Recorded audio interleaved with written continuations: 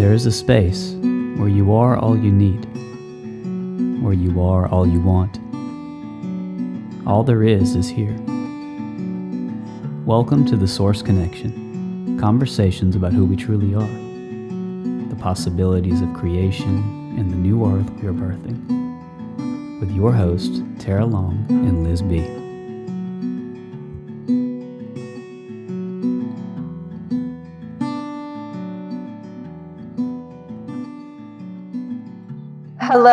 Hello, welcome everyone to another episode of the Source Connection. I'm Tara Long here with my co-host Liz B. Let's start off today, as we always do, with a reminder of yourself. So just relaxing however feels good for you. If you want to close your eyes, sit or lie down. And just breathe. Just remember to breathe and be aware of the breath. Whatever the breath is for you right now, just be aware of it and shift it however you want to shift it, however it feels good to shift it.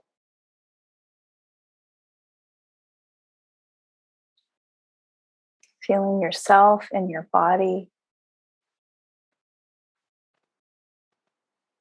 Feeling yourself anchoring. Rooting more and more into you.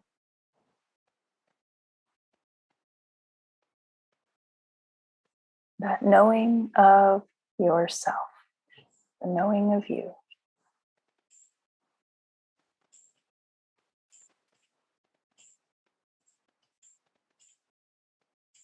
The truth of you. The truth in you.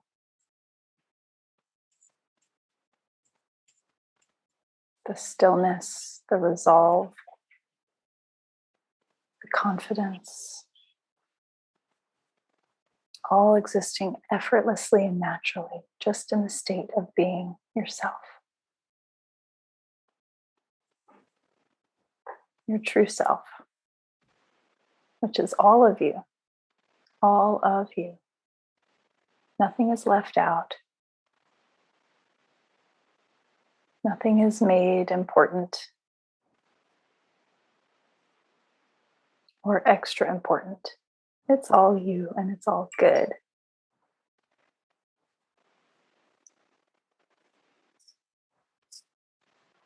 And just feel the wholeness of this, the completeness of this, the perfection, just as you are.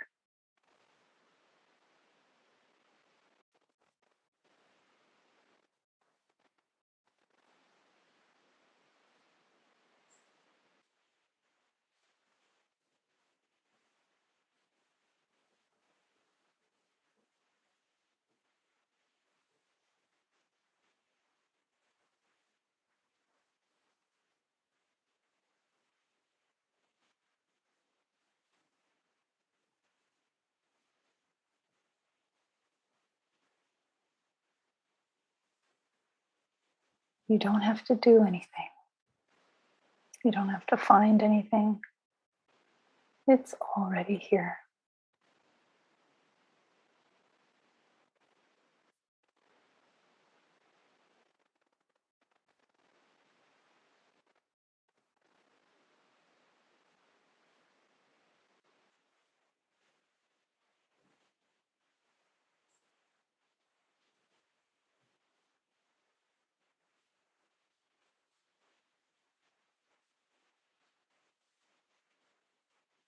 And take an extra deep breath in. And let it all go. Let's do that one more time together. Nice deep breath in. And just let it all go. You can make a noise and move around if you'd like. Thank you, everyone, for joining us for that.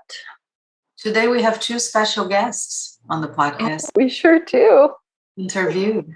Who is it? Liz, who is it? Wow, Tara Long and Liz B. Ooh, Wow. yes. We're actually doing something different in this episode where we will be interviewing each other. How Yeah. fun. How fun. How fun. How fun. Yeah. And I may or may not get some interruptions. I apologize if I do. I'm in an open space right now and staying with family. So you never know. Can I start? Yeah. Let's let her rip, sister. So, Miss Tara, how would you describe yourself?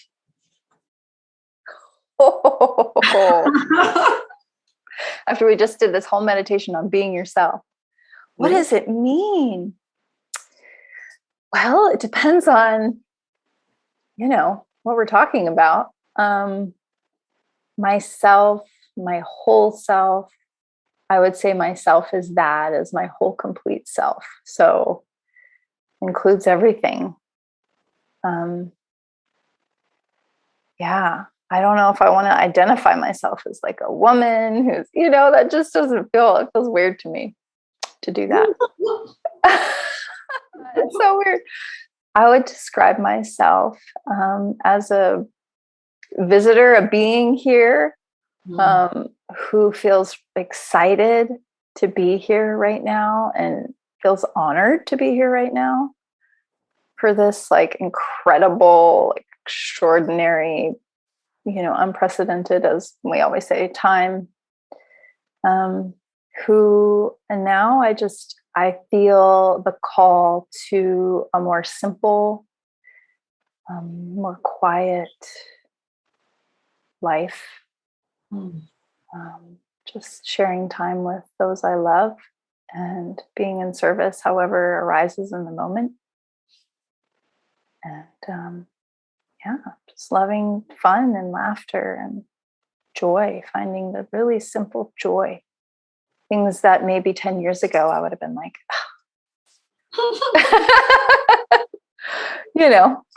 and now I'm just like, yes.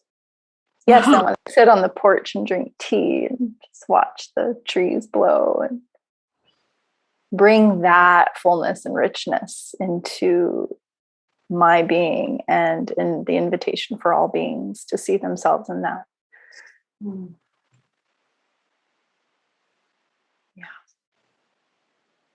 Yeah, I just thought of another question. I'm going to write it down. Oh,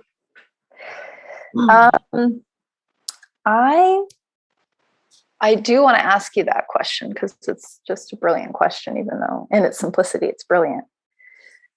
Give me 1 second. Yeah.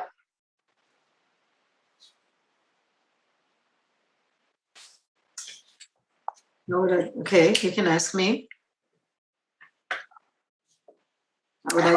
Yeah, I do want to ask that question just kind of as an intro, and then I have a bunch of other questions. But how would you describe yourself, Miss Liz?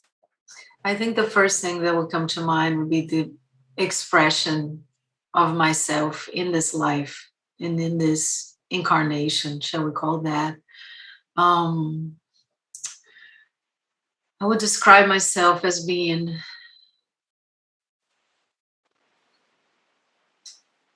a loving, present,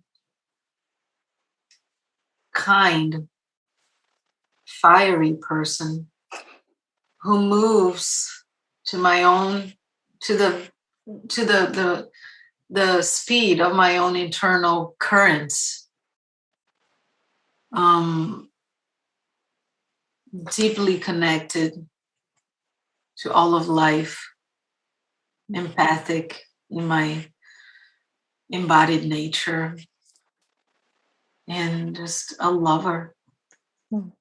It's the best way I can describe this time here, to a lover. And then on the grand embodiment of things, I feel like I'm all of that, and just a really refined expression of life in all its beauty and possibilities and what we perceive maybe as chaos, distress, but just in the full expression of that. And the mystery. Hmm. Hmm. Yeah. Yes, yes to all of that. I see all of that in you. I see all of that in you. Why are we reflections of one another? It's a love fest today. I can It's already love fest, I know, right? before. I get a feeling. Oh, just a little feeling. Mm.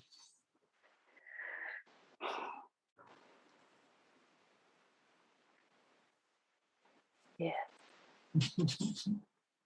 So I'm going to ask you another one. Okay.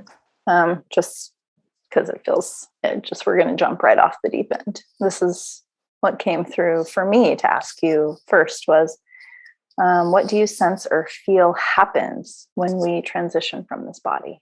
Oh. Mm. I've navigated in different answers of that question. At some point in my life, I believed that we would just continue on, and we came here with a very specific assignment, and we would go on into the next development of the evolution and the schooling, shall we call it, of the unfolding of the consciousness. And I thought that it would feel very similar to this in many aspects, where we would have something of a physical form that would be recognized and would recognize others, and that it would feel more peaceful and more relaxing, where we would get time to kind of reflect and just be with what had happened. And I've moved from that, and I think now I believe that whatever we believe is going to happen will happen in that way. Yes. It would be a different experience for all beings. Yeah. And so I don't know if I have one answer to that I firmly believe. Yeah. Intuitively, I think that if we're co-creating this life at every moment, that process also gets to be a co-creation of beliefs and distortions, or why not, that we've collected throughout this experience that would then manifest. I was actually thinking about this the other day. My aunt passed away a few weeks ago, and my cousins were in the hospital with her, and she was going in and out of consciousness. And she wasn't heavily sedated at that point, but she was already getting some sedation for the pain she was feeling in her physical body. And she looked to the side and said, "Daddy, you came. Daddy, you came. You're here, and you came." And when my cousins were sharing that experience with me, my cousin said, if I didn't have any doubts, but if I had a doubt about the afterlife, that would have been it for me. That I was like, oh, there is something out there. There is something that continues. And then she had another experience where she was feeling very uncomfortable, and her eyes were closed, and she kept saying that, oh, it's itchy here and this, and I need that or whatever. And they were trying to comfort her, and she opened her eyes and looked at them, and she said, it's not here, it's there. And so again, when I heard that, it's that immediate comfort of something that continues. And then at the same time, I thought, is that her creation of what she believes happens after we continue? Yeah.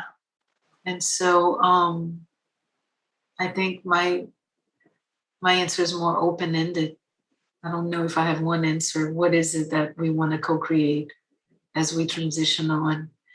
And if I could fantasize about that, I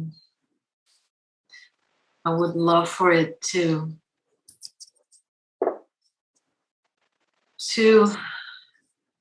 at some moment be some sort of an experience of closure, of remembering even at a deeper level what this all meant. Mm-hmm. I don't know if we are revealed the mystery then. What's the fun? But just some sort of more understanding.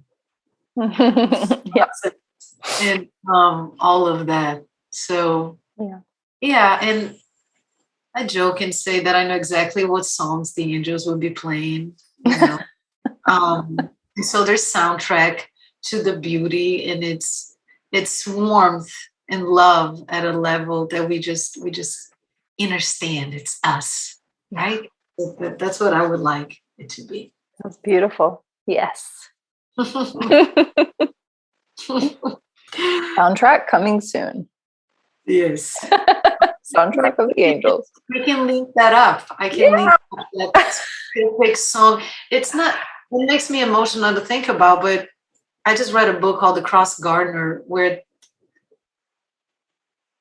I don't want to give the book up, but you know those crosses we see on interstates and roads, Yeah. that people who have transitioned in those places, they create a little memorial. And in this book, they talk about beings who assist in the crossing. So that when I say the music, it's oftentimes I'm thinking about a moment like that, where I have to be guided towards something, you know, and there's this is just beautiful. Yeah, we'll link that up. Okay. What it sounds like to me. Yes. I would. Ideas about all these beautiful things we're talking about. Yes. So, disclaimer, when I was writing questions, I went from, because we don't know what we're asking each other, just for our listeners, we have no idea. There was no talk about it before. It was like, okay, I'm going to write questions. And so I made an effort when I was doing it, but then I couldn't really fulfill it at a level because my interest just, you know, went where it needed to go. But to ask deep questions and then ask practical questions, right? About your experience and what like, so I'm going to look through right now and see what's coming, because I have a lot of questions. Yeah. I'm here, girl. What quirks do you have, Tara? Well, maybe that's one. Quirks. Gosh, what quirks do I have?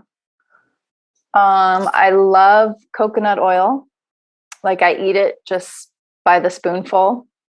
Do you put it in your body? A lot.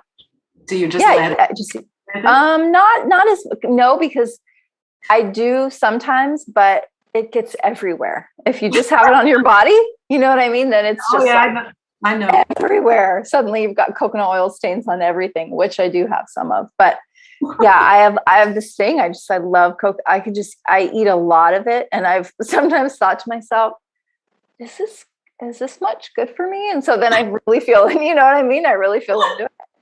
And it's always good. Like my body just always wants it. It's great. It's just, yes, give me the coconut oil. It's not room temperature. It's usually in the fridge or something like that. So it's kind of little hard chunks. I love it. So I have a question within the question based on what you said. Do you love coconuts in general or just coconut oil? Coconut oil.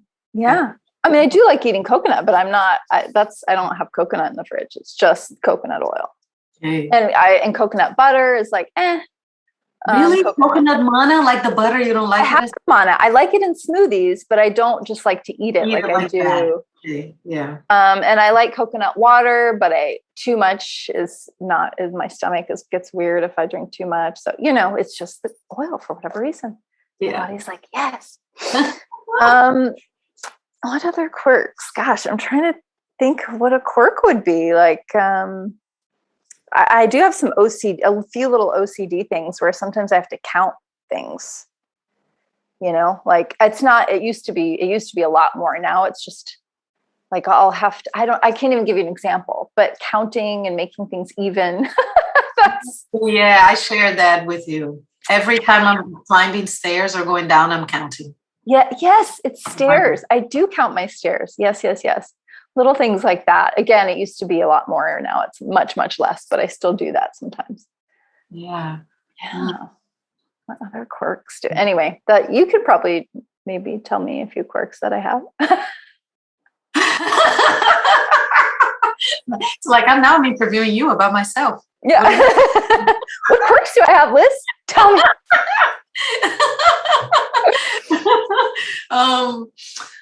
Let me think. I think you're very expressive with your body, and so I can read you from across the room. You're thinking like I can, and I mean we're so sisters, so it's easy for me to. I don't want to claim that, but like sometimes I'll notice like a certain, and I'm like, "Are you okay?" And you're like, and I'm like, "Yeah, okay."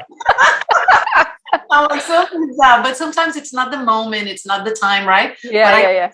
Like a certain like. It's very clear to me by the way you're expressing physically. And so, which is great because sometimes I feel like we can communicate non-verbally. Oh, yeah. I mean, we're always doing that, but it just makes it so much easier because it's things that sometimes don't even need to be really spoken. Just said, yeah. Yeah. Let me think.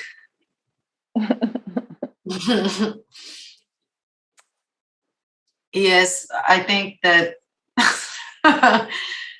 when you get hungry,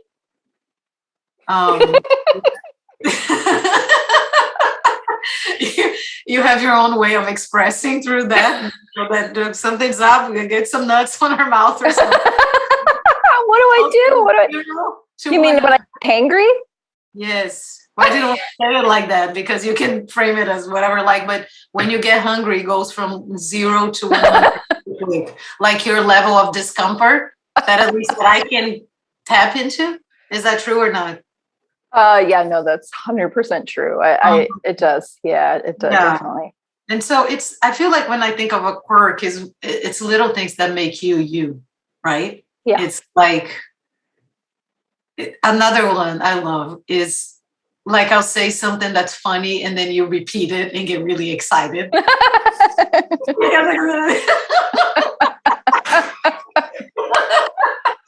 it's almost like you receive the joy, not receive, but you share the joy, then you want to share back right away. Like, laughing with it, you know. I love this. They're great reflections. Thank you. And fun. Talking about getting hangry. When you're eating, you're eating.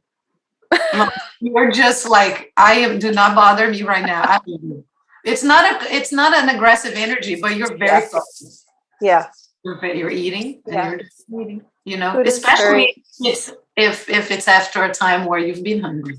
So like that. Like it's very like, I'm doing this, do not mess with me right now. I'm getting things done. Yes, girl, you don't mess with my food. I'm definitely a very food oriented person when I'm hungry. And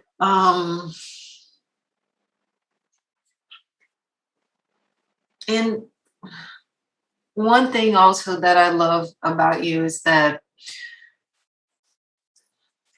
you're just very clear in your moment to moment being, which makes it very easy to relate on that level. And there's no bullshit. There's just no bullshit. Yeah. Everything is very clear. Everything is spoken. And if it does, and again, right, we have this level of communication that if it doesn't need to be spoken, it's very understood. And it's it's soothing to my nervous system because there's I don't need to be explaining, or you don't need to be explaining, right? We just know at a deep level what's happening. And even though sometimes we need to talk about things and we need to move through in that manner, but just being around you is just comforting because I know that this is what you get. Yeah. And that's why we're sisters, because I feel the same way. There's no pretense or games or of any kind ever. It's just like, here we are. Here we are. What you see is what you get. And we love it. We love each other for that.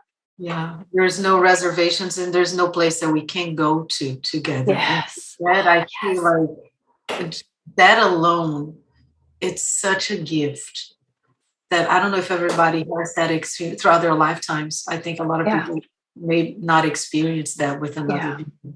And it's it is priceless to be able to, because I'll say that often, like some things that I would want to talk about or say even out loud. I'm like, I think Liz might be the only person I could actually say this out loud to. You and maybe another, just very few. Yes. But I can actually say this without judgment. Without judging yourself. That's what it is. Right? Without judging myself and without thinking, oh, she might judge me for it. Right. Because there's no judgment whatsoever. Then there's no judgment of self in that way. So there's none of that projection or reflection. Either way. Yeah. Ooh, that's welcome. Yeah. So thank you for that. What a gift. I don't know if that's a quirk, but it just fell into the category. Yeah. What I experienced. Yes, this section was called Things We Love About Each Other. Screw the interview. Let's keep going. Your turn. Oh, yes, my turn. So I just have to say, I love your laugh when your eyes squint, your whole face like squints up. It is the best face laugh in the whole world. It's just like, then I know you are feeling like actual real joy. And, it's just, oh, that's just the best. If you guys are just listening, you have to watch the video to see Liz's best face laugh ever. I have to say that I'm going to ask myself a question and then answer with what you just said. Okay. What is your favorite thing to do to laugh? There's nothing else that is like it's my ultimate favorite thing to do. Yeah. And if I can make my friends laugh, oh my God, heaven. Isn't it the best? I am just in the flow. And one of my favorite people who passed away last year, my friend Danae, when I was, every time I reflect about, the things I love about Danae, and well, she was just love itself. And it was how easy it was to make her laugh. So again, she was that perfect fit for me, right? To love myself through making her laugh. Yes. I love it, Danae. And so, yes, I love to laugh. I love to laugh. I love to. That's part of our soundtrack that's coming. It's just us laughing. It's just us laughing.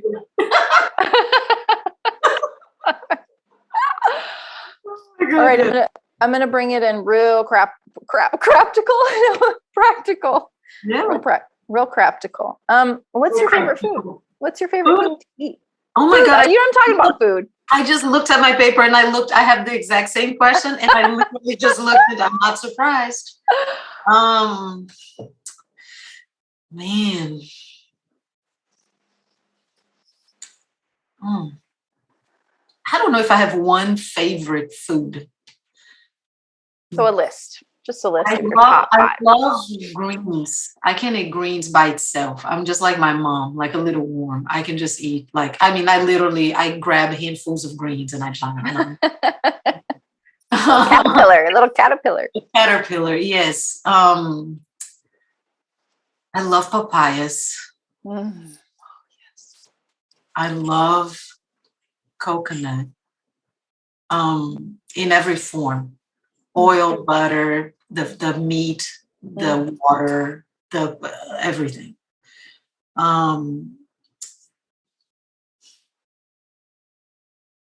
What else do I like? Even though I don't eat a lot of it, I like sandwiches. I just love the practicality of a sandwich. Yeah. And bread. I could say if you asked me 10 years ago, bread would be the first thing I would say. But ever since going gluten-free, it's just not a thing that I eat very often, right? Yeah. So I buy gluten-free vegan bread and I freeze it. And so every now and again, we'll just bring a loaf down and eat it, but it's ever so often. And but I just love the coziness of bread and sharing bread. And it's just, putting some oil in it and, I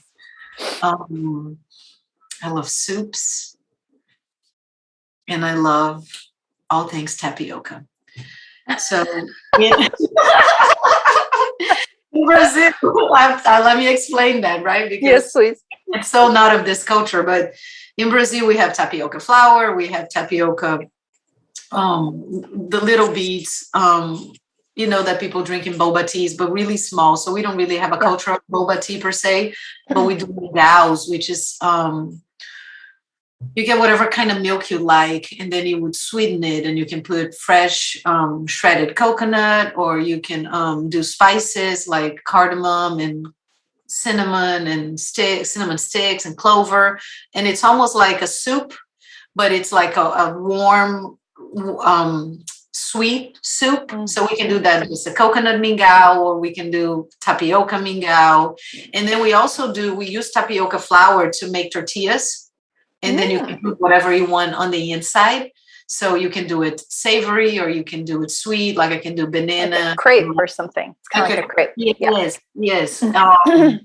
And you can do it as thin or as thick as you like. And it's simple, it's delicious. And I love tapioca. Yummy. I'm getting hangry, girl. No, I'm just kidding. I'm not. Hangry, watch out. I don't get hangry, just for everyone who is wondering. So we have that difference, right?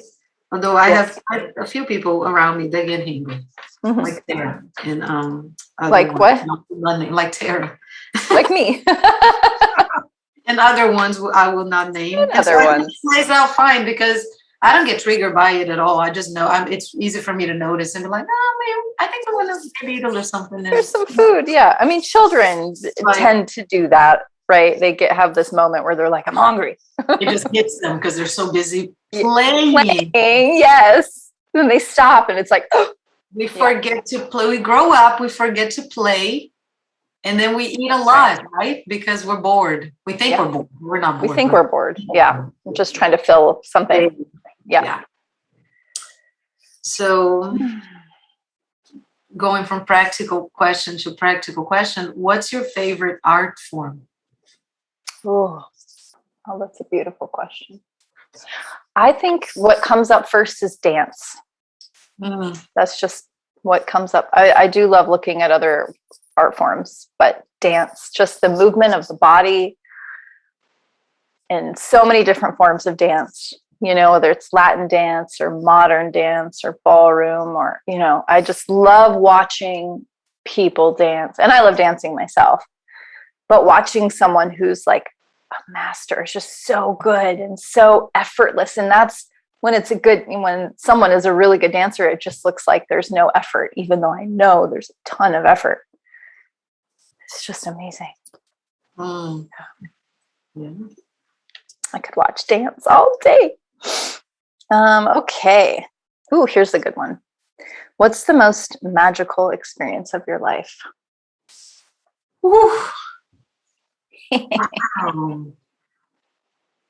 Wow.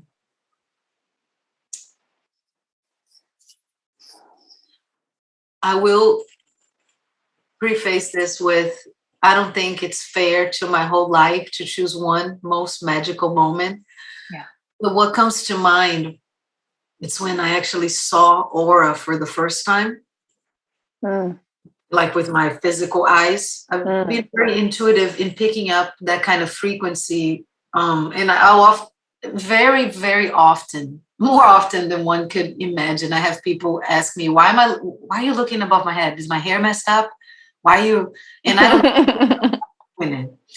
And so, but when I was able to see it, and that first experience was with our cactus, Fred. We have a cactus named Fred. And Fred was this little. I gave it to my husband, and Fred is this big now, right? Ooh, yeah. And I had this other plant, which I don't think I have it anymore. It was Fred and the plant, and I just put it against the white background, the wall, and I just stared. And it was like seeing the aurora borealis around. Oh, wow. It was so beautiful. And the hint of seeing, quote unquote, the unseen felt pretty magical. So I'll go with that. Even though I've had, oh my God, I could go with the other one. I just thought of this other one that I had where I was, again, and I'm reaching for the ones that are most unusual in the sense, because I could speak about magic every day in my life. Yes, of course. the moment my daughter was born. Yes. And, you know, moments like that, that is just pure, my pregnancy itself, like, it's just magic. Like, that you don't have to think about it. You don't have to be like, all right, liver, let's do the breathing. Yeah. Right? Just breathing. Yeah.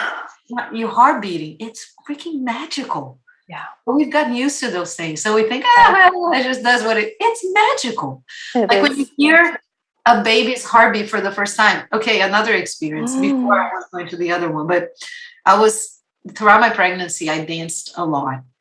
And I was in a Zumba class, and I could feel my daughter's heartbeat inside of me. And she was very little, very, very, very little. And at some point, and it was very agitated because I was dancing, right? And I was in the bathroom, and I was like, oh my God, I can feel her. It was the first time I could feel her presence in her own little being. And I remember telling my midwife that, and she said, no, that's not possible because she's too little. And I said, it's not only possible, it happened. Right? And yeah. And so there was a moment of like battle between the rational and what's possible. And I was just like, fine, I don't need to convince her that I know what I'm doing, right? Right. That was so wow. Just magic. And then I'll make this one brief because this could go on for a while, but in Joshua Tree about 5 years ago, yeah, 5 or 4 years ago, I think 5 years ago, and I had a magical encounter with beings from another planet, and they were directly communicating to me. They were doing things in the sky as I would ask them to do, and it was magical. Wow. Yes, we could have a whole episode on magical. Oh my God, right? Yeah. And also, I think that I'd like to offer this as a reflection too. How magical are you making your life every day and your moment? How you are appreciating the magic of being here and being in this body and just, experiencing all of this, the grief, the joy, the sadness, the despair, the excitement. Like, even if you think about feelings, how magical are they? You can't touch them, right? But it's such a real experience in this embodiment. And it's like, I feel like everything is magic in a way, and we've just gotten used to it. Yeah. Yeah. If we just approached everything like, this is the most magical thing that's ever happened. Yes. And for everything, like just us being able to talk to each other 2,000 miles away. And that's pure magic. And now we're being given the opportunity to tap into our superpowers and abilities. And that was going to be my next question to you. Did you realize that you were not from here? Actually, it's funny because of course. When you were speaking about your magical experiences, one of mine was the experience when I had that realization, if you will, and everything flooded in, this knowing of like me, why I'm here, and who I am, and all of that. And I think I was, I feel like I had known it really my whole life from, as a child, because as we've talked about before, I've always felt like that I don't think I belong here, kind of feeling like, I don't know what's going on or who these people are, but they're not my people. And of course they are in many ways. I went through that whole journey, right? Of like, I don't belong here. I don't fit in. It's not. And when I was about 30, when I had this experience of hypnosis and was being guided, and I saw, it wasn't the hypnotherapist telling me anything that she saw, it was me living it in my mind's eye, the experience of what it was like to be where I was before and then come here, and whatever that means for people. It doesn't really matter. The specifics don't matter, you know. And at first I was really into the specifics of where was it and what was I doing, you know.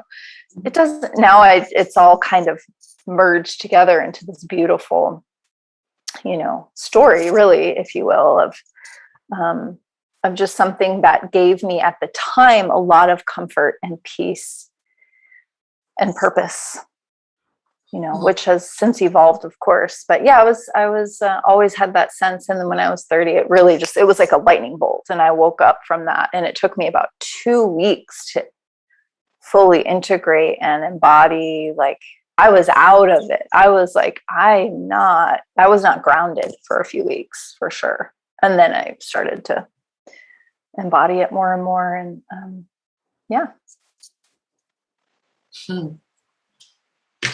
Cross that one out. Cross that one out. Because here's what we realized before we started recording this is that we're going to do these episodes every so often, because there's just so much to talk about and to get to know, right? Yeah. And as we also ask these questions, we're asking you those questions. Yeah. To share with us the things that touch you the most and how you express them. We'd love to hear that. We'd love to hear. Yeah, you can share it on any of our platforms that you'd like, or send us an email at thesourceconnection@protonmail.com. It's so sweet when we hear from you guys. It's always just like, and like we'll be like, did you see that email? Did you? Yeah. It's the best. I mean, it's why we are here doing this, right? Like, we're not actually here to hear ourselves talk, although, you know, we are in a way, but but it's to co-create with you the space. Yeah. It is expression and embodiment. Yeah. Yeah. Okay, my next question.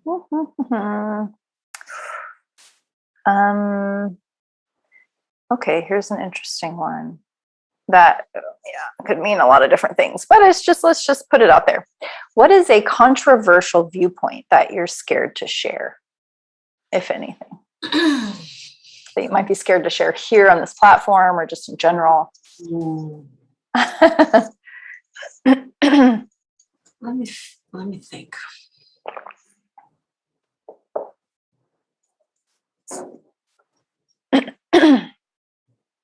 I think the most controversial thing I could think of is that, and that's something that I've been dissecting, is that the world I was told existed is a farce. It's not true. And I keep finding deeper levels of the lie throughout my explorations. And so it begins, and I'm saying that literally it begins there, but it begins with something simple as kids have to go to school because they need to socialize and they need to learn, right? And then when you learn about the school system, when you have the experience of the school system, and then when you are exposed to different ways of doing schooling, then you start reassessing the ideas and the things that you thought were true about that. And that goes on at every level of our lives if we really examine it. The other day I was listening to a talk on water. And what I learned in that class, and I'm not saying take this as face value, but it was something that I was like, oh, I never heard this before, was that when society started to push the 8 glasses of water a day, it's when water started to be enhanced with fluoride. And it's like, oh, is that true? And then it leads to more exploration. Is that real? Did that really happen? Why would that happen? Etc., etc., etc. Fluoride is good for your teeth. Oh, fluoride, it's a chemical and it does brain damage. Wait, what? And so little things like that of the food pyramid. You know, there's a really good book about sugar that I read when I was in my 20s. My mother had it. It's called Sugar Blues. And I highly recommend people read that book. and it talks about the history of sugar and how it got pushed and how doctors got paid to say sugar is great. It gives you energy. And I'm talking about processed sugar. Yes, refined white sugar. Yeah. Fructose, like natural forms of sugar. I'm Yeah. not talking about it.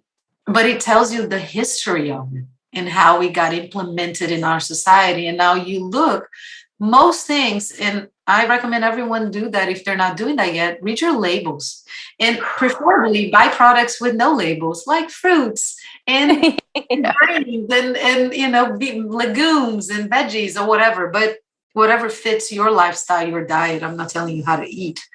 But you start looking at labels and you realize most pasta sauce has sugar in it to enhance flavor. But when you do understand the process of breaking down the processed sugar in your body and what it does to your body, then you go, oh, why was this pushed? That leads you to deeper explorations about the idea of the world we've been creating and co-creating together. And is it really life affirming? Mm-hmm. And that's going to be something that each one of us has to find for themselves. And so I think that's, and I don't know if it's a controversy, but basically to just, slowly realize that I've been fed a lot of lies. And not by ill-intended people necessarily, but just from people who just believed in the programming and just kept down. Yeah. Right. And so one of my biggest life's exploration has been to unlearn a lot of what I was taught and I thought to be true. And maybe because now I'm going to try to find reasons, but maybe because I meditate or maybe because I do breath work or whatever thing, I feel like my brain is very flexible and I don't get necessarily offended when I find something that I go, oh, okay, that's interesting. And I don't feel like I'm being threatened because I at some point believed in it or I bought into it. I'm just kind of like, oh, let me learn more. Well, tell me more. Let me understand a little deeper. And it's such a great opportunity because you don't feel like things are very stagnant in a way, even though you go through moments of deep cognitive dissonance where it's hard to just be faced with certain truths that are very, I'd say, life-threatening, Yeah. I think that kind of encompasses many, things that could be called controversial. But sure. What is really is just our inability to accept, I think, another way. And so in my own exploration of dissecting those things, I've come to realize that we're all choosing at every moment. And some people are going to choose to believe in something while I choose to not believe. Some people are, and I'm going to choose to believe in some things that some people are not going to choose to believe. So it's not my place to tell anybody that's wrong. I'm just not believing the same way you believe, and that's okay. Yeah. And that it brings deep peace. Yeah. Because all of a sudden, I'm not trying to convince anybody of anything. Yes. I know what I think and what I believe. I can share that, but I don't need to convince you of that. That's my experience. Yeah.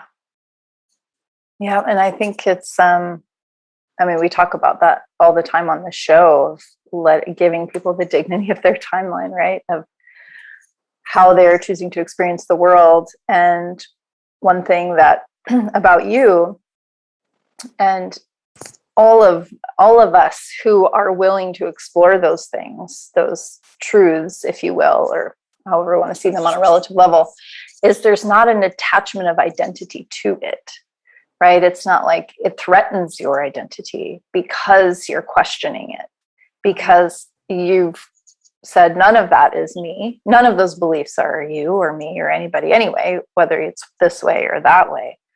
And that's what we're seeing the breakdown of now in our world, is that inability or ability to not be attached or identified with a certain thing that has always been true. Yeah. Or that we've been conditioned to believe. So it's right. It's amazing. It's a real gift. And it's, becoming, I'm grateful to say I'm seeing it more and more in people. Yeah. Learning to be flexible with life and to not, something that I've been contemplating recently is the attachment to ideology. And so I've been vegan for a while, almost a decade now. And past maybe 3 or 4 months, I started feeling the desire to like eat eggs. And I was like, oh, I'm interested. Like I'd look at it, but I never had an egg to cook. And so it was always like I would see somebody eating it or think about it, and be like, oh man, I could eat an egg or whatever. Then that's one part of the equation, but then seeing my attachment to the ideology of veganism, because I've always talked about, I'm not only vegan for health reasons or for, the embodiment of not eating another being because I have no rule over another being. There were a moral compass that always guided me through that choice, and to having to navigate that inside of myself. Like, am I just craving this because I really need this? Like my body on a deep cellular level needs this nourishment that this thing could provide right now, or I'm just emotionally attaching to something that brought me comfort at some level. So it's this journey. Yeah, right? It's beautiful. It's a spiral because it's deeper and deeper levels of awareness about something. And so I've been myself in the process of, trying to really get clear on what's attachment to ideology and to being right. Like, oh, I want this to happen because I want to be right and I want to do that. Or it's just a deep inner knowing that it's just not for me at that moment. And we don't know what life brings. And we talked about what we're seeing and what's happening. And I think that throughout this, let's call it the COVID experience, I've realized more than ever that we're all choosing. We're all choosing. And some people chose to have an experience where this COVID thing killed millions of people around the world. And it's terrifying. And it's the most scary thing of their lives. And some people are choosing to have the experience of this COVID thing. It's like a flu. And it's so interesting to live through this and see it happening in real life, how we're choosing and choosing and choosing. And how it's completely different for people. And so there's no convincing because it's choice after choice. And so there's relief in that, knowing love. Yeah, thank you for sharing that about the food stuff that you have going on inside, the veganism and just being curious about that. And one thing that just came up as you were talking was I absolutely love the triggering that people do. I love doing it myself sometimes, but just when you say something, and it's not on purpose, like I want to make this person mad, but like actually bringing something up in someone. So Tommy John, our very first guest, is so good at this, and that's totally like his raison d'etre right now is just to be like, listen up, fuckers. Tommy, we love you. We love you. And I love his big vats of like bacon grease and how he's just sitting there chewing his bacon. Like, come on, just because he's just putting it out there for people to reflect on like their own, I love that about him. I just had to say that. Did you see the post? We were talking about that. And I saw he had the best post the other day. He said, he basically went through what he eats and attached an ideology to it. And he said, I'm raw vegan when I'm eating raw veggies and I'm eating a salad. I am keto when I'm eating this. I am a fruitarian when I'm eating fruit. And genius. Yeah, totally. Genius. All of it. The bottom line, I feel, is that the more we disconnect from the ideologies, we connect to ourselves because it's moment by moment. What do I need now? What do I need now? What do I need now? And so I think because of this ability to be flexible within myself, I've never felt triggered. I've had friends like literally sit down to eat or somewhere and go, I'm sorry, I'm eating flesh next to you. And I'm like, I don't care. I don't care at all. Like, I didn't even notice. Think about it. Yeah. You know, and so it's funny how it can also be both ways. Like it can be a trigger for other people about whatever choices that they're making, right? But I can only speak for my body, for my choices, and what rings true to me and what resonates with my being in this moment. Because God knows how I will feel when I'm 50 or 60 or 70, and it may be completely different what I need then. You know, and so I feel like it's a blessing in that way to just not be too attached to the ideology, to where you can actually give yourself the flexibility to move through life. And I saw my mother do that through her life, because for most of her life, she was very strict. As she started to get older, I started to see things that I was like, what? Like, I went home one time and I was asked the question, do you put bacon grease in the beans? And I said, no. What do you mean? Well, because we've been cooking with bacon grease because it's due to have high cholesterol. Wait, what? This is a who had been vegan, right, for the past 10 years. And I was just like, what? What are you talking about? And she started laughing. And I said, where'd you learn that? And she said, well, I was just walking. I saw a poster. And then I went to listen. There's this doctor in Brazil that she loved, Dr. Lai Ribeiro. And she said, and I went and dug for it. And he was actually talking about it. Yeah. And I just started putting it on the beans. I was like, you go, girl. You go, Mom. Her last birthday in this body, my sister, I was taking care of her. But by the time it was her birthday, I would have already left. And my sister was coming to be with her. So my sister called us and she said, I'm going to order Mom's cake. Can you ask her if she wants me to make it vegan or just normal? And my mom was like, normal. Heck yeah. Yes. And when we called to do the happy birthday, the cake was all decorated. It was a beautiful cake. It was all decorated. And we had this little sugar, little decorative things on it. And we sung happy birthday. And that woman started grabbing one by one and eating the little sugar things. And we were like, all right. Okay. All right, sister. A happy donut's better than a sad salad, as TJ says, right? As TJ says, and I'm going to bring in another wisdom from another guest we just had, our friend Jeff Weitzman, who I just saw yesterday. Oh, yeah. And he said he was giving a talk, and he said what he shared here with us, that when his wife had come into the realization that her mantra was, this is my life, fuck y'all. If you have a problem with it, go get help. Literally. Yeah. Can you imagine what kind of world we would live in if people did not feel threatened by each other's choices? If it was, again, we're keeping it in a container where we're not seeking to do harm to anybody. We're not, creating chaos and destruction by all means, and death and despair.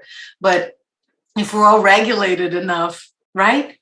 Where it was like, fuck you all. This is my life. Yeah. I don't have to cater to your expectations of who I am. Yeah. Right? It's not my problem. Yep. And so we've talked about this many times here. We sure have. A good reminder. It's always a good reminder. Yes. And I think people, when I say that, sometimes people are like, well, you just think people should be able to go and murder everybody and do whatever they want. I'm like, yeah, do you really? Yes, of course. No, of course not. That's a container on it, right? Yeah, and you don't even when someone is truly connected to themselves and they're regulated and they're aligned and all of that, that doesn't come up for a person. There's no desire there's no desire to create harm and pain for other people, yourself or others. It's just not there. So it's just you don't even have to think about that. So we can let that go and just say, not I love it. Yes. My turn. It's your turn, sister. That was a good question. It led to a bunch of other things, right? I know. That's good. How are we running on time? I'd say about 10 more minutes. Okay, let's see. I'm going to go for a deep one right now. Girl, do it. If you were giving a week to live, what would you do? You won't even answer a question like that. I mean, where do you begin? Well, the first thing that comes up for me is I would actually, all I would want to do is be with the people I loved. I wouldn't need to do anything or go anywhere. I've done a lot. I mean, I'm sure there's things I'd still like to do and see, but I don't have this bucket. I don't have a bucket list. I don't have like, oh yeah, I know whatever's coming up. What? I don't have a bucket list either. No, because I know whatever's coming up in the moment and excited and led to do, that's perfect. I don't have anything like that. So I literally would just be with my family and friends that I loved, and we would just sit around and relax and eat good food. That would be very important. Eat good food and just be together in nature somewhere. That's it. That's it. Yeah. Let's see. I am going to ask you, what is your deepest wish for humanity to know and experience? What is your deepest wish for humanity?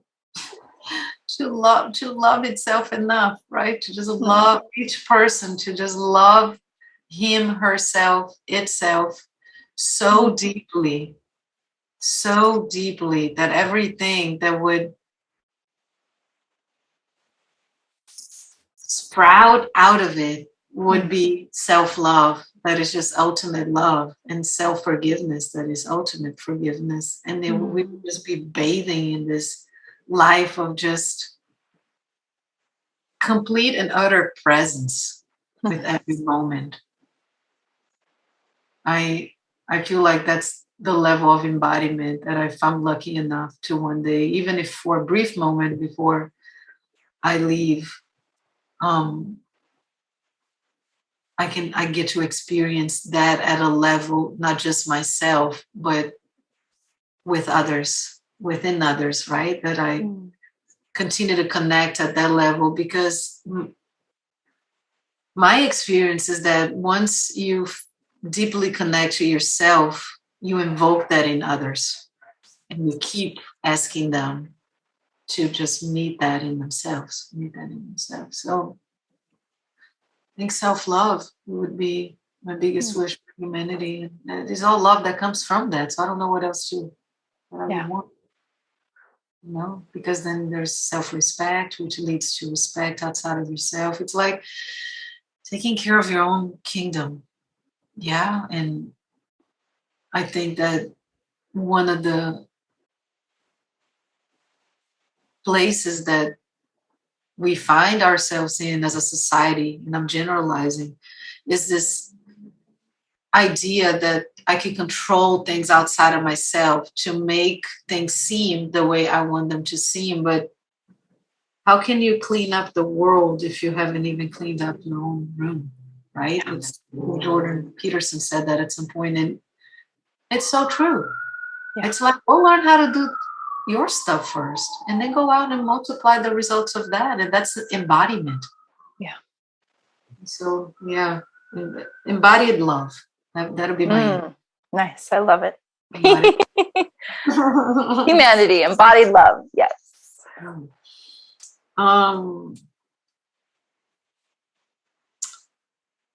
What are you determined to do while on this experience here, on this incarnation? That you're like, I'm determined to do. Yeah, I think asking me that question 5 or 10 years ago would have had a very different answer. Maybe even a few years ago, who knows?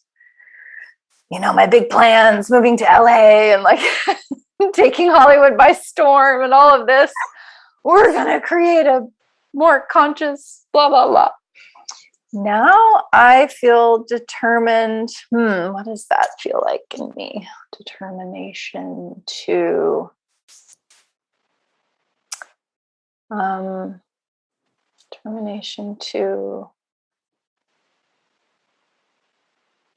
just more fully embody myself, and therefore,